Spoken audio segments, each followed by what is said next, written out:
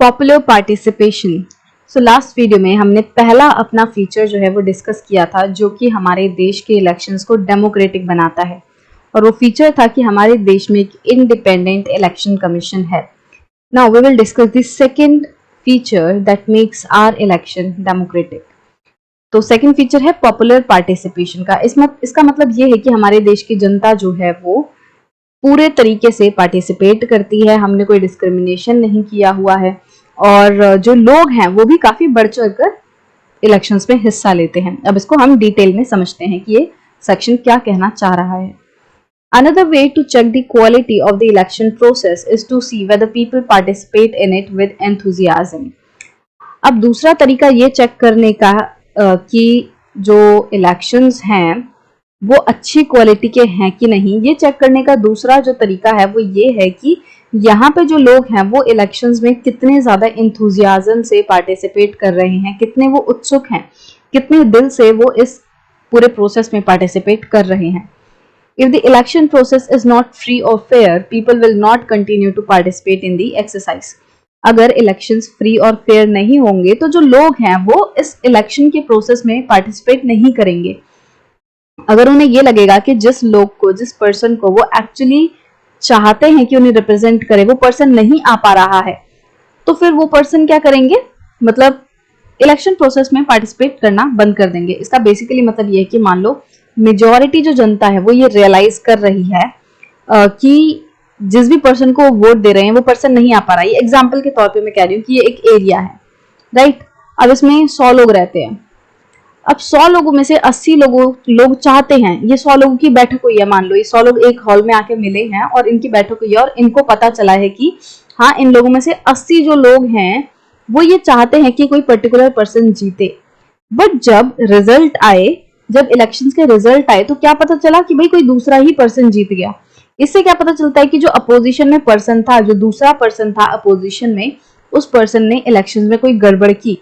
तो क्या, या फिर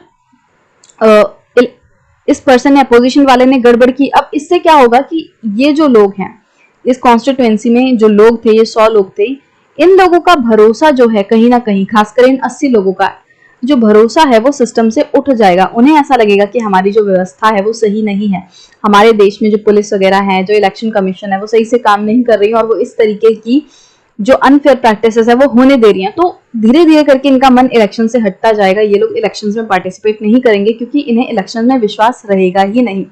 तो इस तरीके की सिचुएशन हो सकती है, और अगर अनफेयर प्रैक्टिसेस चलती रही तो लोग इलेक्शंस में ज्यादा देर तक पार्टिसिपेट नहीं करेंगे। Now read these charts and draw some conclusions about participation in India. अब यहाँ कुछ चार्ट दिए हुए हैं जिनको समझ के हमें कंक्लूजन निकालना है कि इंडिया में पार्टिसिपेशन लोगों का कैसा है इलेक्शंस में। तो पहले जो ये पिक्चर है वो है voter turnout in India and the UK. तो यहाँ पे हमें ये देखना है कि वोटर टर्नआउट मतलब कि कितने लोग जो हैं एक्चुअल में जाके वोट दे रहे हैं, जितने लोग वोटिंग के लिए एलिजिबल हैं उनमें से कितने लोग एक्चुअली वोटिंग कर रहे हैं। So that is voter turnout. तो ये हम अपने देश का कंपैरिजन करेंगे यूके के साथ। तो जो आपको ये ब्लू वाली लाइन दिख रही है ये इंडिया की लाइन है, और जो ये पिंक वाली लाइन दिख रही है ये यूके की लाइन है। तो आप देखोगे कि 1991 में जो यूके है उसका वोटर टर्नआउट जो रेशो है वो ज्यादा था, मतलब कि ज्यादा लोग यूके में वोट देने जा रहे थे। वहीं इंडिया में सिर्फ 56 था ये नंबर। अब धीरे धीरे करके 2015 तक हमें क्या देखने मिल रहा है कि ये जो यूके का टर्नआउट है, वोटर टर्नआउट, वो कम हो रहा है, वो धीरे धीरे करके नीचे जा रहा है, और जो इंडिया है, इंडिया का जो टर्नआउट है वो थोड़ा ऊपर हो रहा है, वो बढ़ रहा है कंटिन्यूअसली, वो नीचे नहीं आया है। आप देखोगे यहाँ हल्का सा एक थोड़ा सा लो पॉइंट है, बहुत थोड़ा सा 62 से 60, बट उसके बाद आप देखोगे ये बढ़ रहा है। तो इंडिया में ये देखने मिल रहा है कि ये जो वोटर टर्नआउट है ये बढ़ रहा है, जिससे हमें ये पता चलता है कि लोगों को इलेक्शंस में विश्वास है और वो इसमें पार्टिसिपेट कर रहे हैं। So people's participation in election is usually measured by voter turnout figures. अब नॉर्मली हम कैसे जांच करेंगे कि लोगों का पार्टिसिपेशन अच्छा है या नहीं, या लोग कितने बड़े लेवल पे पार्टिसिपेट कर रहे हैं।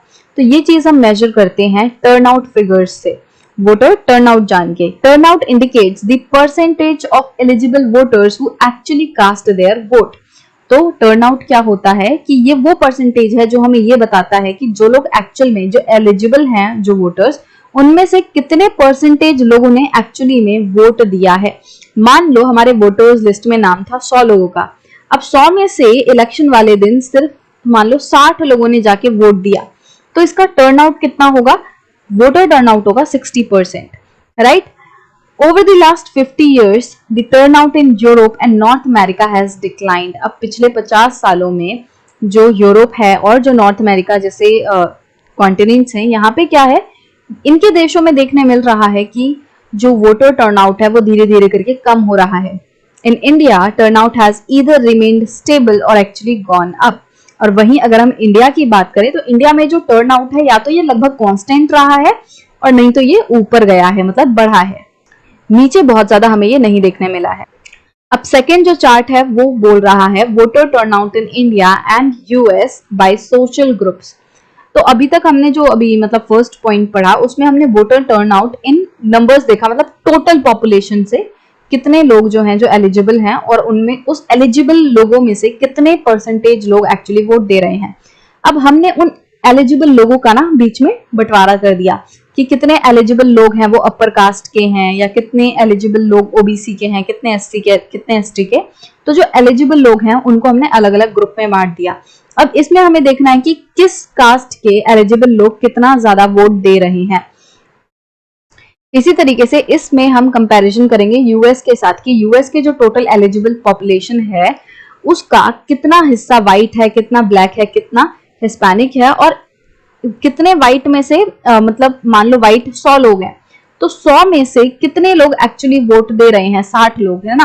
तो फॉर एग्जांपल अब हम यहाँ पे समझ लेते हैं सब 100 लोग हैं, परसेंटेज 100 का होता है। मान लो टोटल लोग कितने हैं, टोटल पॉपुलेशन जो एलिजिबल है वो 400 है और 400 कैसे, ओबीसी भी 100 है, एससी भी 100 है और एसटी भी 100 है, तो ये टोटल हो गया 400। अब अपर कास्ट में से जितने 400 हैं जितने 100 है, मतलब अपर कास्ट में जो टोटल पॉपुलेशन है वो कितनी है 100। अब इन 100 में से 56 लोग मान लो आपकी 56% जो लोग हैं वो वोट देने आ रहे हैं, वो एक्चुअली वोट कास्ट कर रहे हैं। वहीं जो ओबीसी हैं वो 58% कर रहे हैं। 100 में से 60 लोग जो हैं वो एससी के वोट देते हैं और एसटी की अगर हम बात करें तो एसटी का परसेंटेज जो वोटर टर्न आउट है वो सबसे ज्यादा है कि 61% जो एसटी के वोटर्स हैं वो एक्चुअली टर्न आउट होते हैं, मतलब वो अपना वोट कास्ट करते हैं। तो हमें यहाँ देखने मिल रहा है कि जिस तबके को हम थोड़ा वीक मानते हैं उस तबके का पार्टिसिपेशन सबसे ज्यादा है। 61% of the STs are casting their vote. And now if we compare our numbers with US, then we will get to see that here the voter turnout among different group is not even. हमें देखने मिलेगा कि देखो कितना आसपास है, upper caste OBC ST ST का SC ST का देखोगे नंबर 56 से लेके 61 के बीच में है सारा, मतलब बहुत ज्यादा डिफरेंस नहीं है। बट वहीं आप देखोगे कि यूएस में जो white black and Hispanic group है, तो व्हाइट एंड ब्लैक में तो चलो बहुत ज्यादा डिफरेंस नहीं है, लगभग 4% का डिफरेंस है, बट एक हिस्पैनिक ग्रुप है जो कि बहुत कम है। इसका मतलब यूएस में एक ऐसा तबका है जो कि बहुत ज्यादा अच्छे से enthusiasm से पार्टिसिपेट नहीं कर रहा है। So in India, the poor, illiterate and underprivileged people vote in larger proportion as compared to the rich and privileged section. अगर अब हम इंडिया की बात करें तो जो गरीब लोग हैं, जो इलिटरेट हैं, जो पढ़े लिखे नहीं हैं, या जो ऐसे लोग हैं जो अंडर प्रिविलेज्ड हैं, जिनके पास इतने ज्यादा रिसोर्सेज नहीं हैं, ऐसे लोग ज्यादा वोट देते हैं उनके मुकाबले जो अमीर हैं, जो पढ़े लिखे हैं। तो मतलब जो अमीर तबका है या जो ज्यादा पढ़े लिखे लोग हैं, इनका देखने मिलता है कि ये कम वोट दे रहे हैं। वहीं जो पुअर हैं, इलिटरेट हैं, अंडर प्रिविलेज्ड हैं, ऐसे लोग ज्यादा वोट देते हैं। This is in contrast to western democracies. और ये जो चीज है ये वेस्टर्न डेमोक्रेसीज के अपोजिशन में एक तरीके से हमें क्या देखने मिलता है वेस्टर्न डेमोक्रेसीज में, कि जो गरीब लोग हैं वो ज्यादा वोट नहीं दे रहे हैं। For example, in United States of America, poor people, African Americans and Hispanics vote much less than the rich and white people. कि जैसे यूनाइटेड स्टेट ऑफ अमेरिका में हमें क्या देखने मिलता है कि जो गरीब लोग हैं, जो अफ्रीकन अमेरिकन हैं या जो हिस्पैनिक्स हैं, वो लोग बहुत कम वोट देते हैं as compared to those who are rich, जो अमीर हैं और जो व्हाइट लोग हैं। तो यूनाइटेड स्टेट में अमीर और व्हाइट ज्यादा वोट देते हैं। और वहीं अगर हम इंडिया की बात करें तो जो पुअर, इलिटरेट या जो गरीब तबका है वो ज्यादा इन्वॉल्व होता है वोटिंग में। हालांकि होना तो हर तबके को चाहिए, जो अमीर हैं, जो पढ़े लिखे लोग हैं, हर तरीके के लोगों को जो कि वोट देने के लिए एलिजिबल हैं, उन सबको वोट देना चाहिए।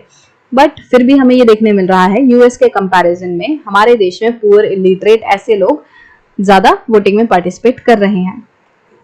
थर्ड पॉइंट है, common people in India attach a lot of importance to elections.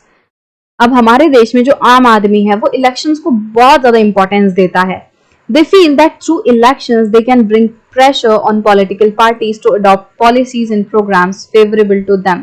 लोगों को ऐसा लगता है कि इलेक्शंस के थ्रू वो पॉलिटिकल पार्टीज के ऊपर एक दबाव बना सकते हैं कि पॉलिटिकल पार्टीज वो पॉलिसीज लाए, वो रूल्स रेगुलेशंस लाए जो कि हमारे लिए, जो कि कॉमन मैन के लिए फेवरेबल हो, उसके फायदे में हो। They also feel that their vote matters in the way things are run in the country.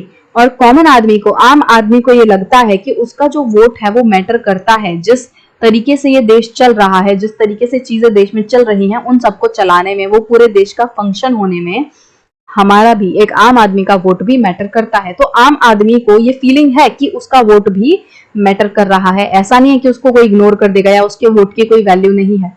वो ये समझ रहा है, उसको ये फील हो रहा है कि उसका वोट भी काउंट होता है, उसके वोट की भी काफी ताकत है।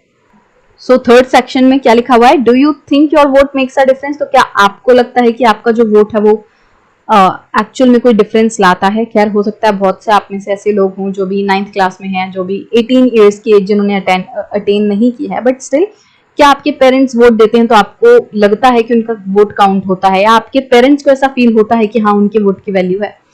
तो हम एक इंडिया के ओवरऑल एनालिसिस देखते हैं कि इंडिया में कितने लोग ये मानते हैं कि उनका वोट काउंट करता है, उनके वोट की वैल्यू है। So, जो पर्पल कलर्ड एरिया है 67% का, तो 67% जनता ये मानती है कि उनके वोट की वैल्यू है, उसका असर है। वाइल ये जो पर्पलिश या जो मेजेंटा कलर है 18% वाला, ये मानता है कि इनके वोट की कोई वैल्यू नहीं है। बट हमें क्या देखने मिल रहा है कि 67% ज्यादा परसेंटेज ये मानती है कि उनके वोट की वैल्यू है, 18% ये मानती है कि उनके वोट की वैल्यू नहीं है, उसका कोई असर नहीं होता। और ये जो ब्राउनिश येलोइश कलर दिख रहा है आपको 15% का, ये मानता है, मतलब इसको कुछ पता ही नहीं है, ये कुछ मानता ही नहीं है, इसको नहीं पता है कि इसके वोट का असर होता है कि नहीं। हम ये कंक्लूजन निकाल सकते हैं कि ज्यादा बड़ा तबका ऐसा है, मेजॉरिटी ऐसी है जो ये मान रही है कि उसके वोट की वैल्यू है। फोर्थ पॉइंट है, those who participated in any election related activity in India. मतलब कि कितने वोटर्स जो हैं वो इलेक्शन से जो रिलेटेड एक्टिविटीज हैं उनमें बढ़ चढ़कर हिस्सा लेते हैं। So the interest of voters in election related activities has been increasing over the years। तो हमें इंडिया में क्या देखने मिल रहा है कि जो इलेक्शन से रिलेटेड एक्टिविटीज हैं उनमें लोगों का जो पार्टिसिपेशन है वो काफी बढ़ रहा है। During the 2004 elections, more than 1/3 voters took part in campaign related activities। 2004 के इलेक्शंस के दौरान 1/3 से ज्यादा वोटर्स ने, 1/3 से ज्यादा वोटर्स ने कैंपेन रिलेटेड एक्टिविटीज में पार्टिसिपेट किया था। इसका मतलब यह है कि मान लो कोई नेता है, वो भी इलेक्शन से पहले अपना इलेक्शन कैंपेन कर रहा है, जनता के बीच में जा रहा है। अब कितने लोग उस नेता की रैली में आए, कितने लोग उस नेता का भाषण सुनने आए, तो ये क्या है, लोगों का पार्टिसिपेशन है कि लोग एक्चुअली इलेक्शन रिलेटेड एक्टिविटीज में पार्टिसिपेट कर रहे हैं। मान लो नेता तो आया है भाषण देने और लोग अपने घरों में बैठे कि जाओ इसको देने दो भाषण, और उसका भाषण सुनने के लिए कोई आया ही नहीं, मान लो 10 लोग आए। तो इससे हमें क्या पता चलेगा कि लोगों का इलेक्शन रिलेटेड जो एक्टिविटीज हैं उसमें पार्टिसिपेशन नहीं है, और लोगों का एक तरीके से इंटरेस्ट दिखता है कि लोगों को इलेक्शन में इंटरेस्ट नहीं है, लोगों को इलेक्शन में विश्वास नहीं है। तो ये जो पार्टिसिपेशन है लोगों का इलेक्शन रिलेटेड एक्टिविटीज में, ये भी शो करता है कि हाँ, लोग काफी खुश हैं इलेक्शंस को लेकर, उनको इलेक्शंस के ऊपर विश्वास है। So more than half of the people identified themselves as being close to one or the other political party। 50% से ज्यादा लोगों को ये लगता है, वो ये फील करते हैं वो किसी ना किसी पॉलिटिकल पार्टी के क्लोज हैं, मतलब वो किसी ना किसी पॉलिटिकल पार्टी की आइडियोलॉजी से मेल खाते हैं, उस पर एग्री करते हैं। फॉर एग्जाम्पल, बहुत से ऐसे लोग हैं जो समझते हैं कि वो कांग्रेस से उसके साथ में है, बहुत से ऐसे लोग हैं जो मानते हैं कि वो बीजेपी की आइडियोलॉजी के साथ है, वो बीजेपी का सपोर्ट करते हैं। तो जब हमें ऐसा देखने मिलता है कि देश में लोग अलग अलग पॉलिटिकल पार्टीज के साथ हैं, इसका मतलब लोगों का अपना मत है। लोग इलेक्शंस में पार्टिसिपेट करके अपनी पार्टी, मतलब जिस पार्टी को वो सपोर्ट करते हैं, जिस पार्टी की आइडियोलॉजी को वो सपोर्ट करते हैं, उसको वो रिप्रेजेंटेटिव बनाना चाहते हैं। तो लोगों का पार्टिसिपेशन अगेन यहाँ पे शो होता है कि लोग काफी एक्साइटेड हैं इस पूरे सिस्टम में पार्टिसिपेट करने के लिए। 1 out of every 7 voter is a member of political party, और हर 7 वोटर्स में एक वोटर आपको ऐसा देखने मिलेगा जो कि किसी ना किसी पॉलिटिकल पार्टी का खुद मेंबर है, राइट। मतलब लोग काफी बढ़ चढ़ के हमारे देश में इलेक्शंस में हिस्सा लेते हैं, लोग खुद पॉलिटिकल पार्टी के मेंबर बने हुए हैं बहुत बड़े लेवल पे।